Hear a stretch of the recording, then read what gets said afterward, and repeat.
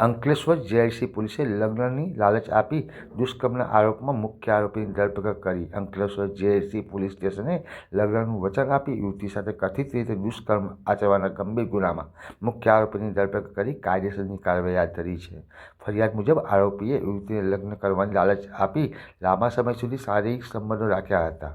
બાદમાં અન્ય યુવતી સાથે લગ્ન કરી લીધા હોવાનું સામે આવ્યું હતું. પોલીસમાં નોંધાયેલી ફરિયાદ મુજબ વર્ષ 2023 દરમિયાન સુરતમાં રહેતી એક મિત્ર મારફતે મુંબઈની 22 વર્ષીય યુવતીનો પરિચય અંકલેશ્વરના જીનફળિયા વિસ્તારમાં રહેતા યુસુફ મહેતા સાથે થયો હતો.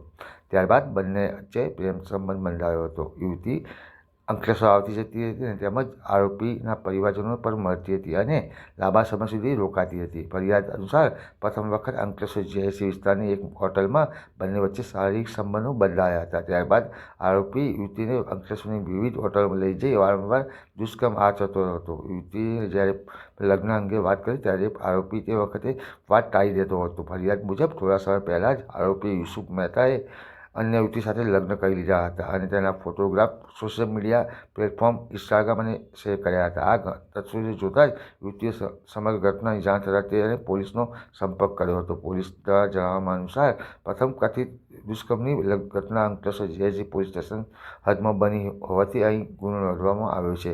પોલીસે તત્વરે કાર્યવાહી કરી મુખ્ય આરોપી યુસુફ મહેતાની ધરપકડ કરી છે. આ કેસમાં મુખ્ય આરોપી ઉપરાંત તેના પરિવારના 5 સભ્યો સામે પોલીસ ફરિયાદ નોંધવામાં આવી છે. સમગ્ર મામલે અંકલેશ્વર જીઆઈડીસી પોલીસે વધુ તપાસ હાથ ધરી છે.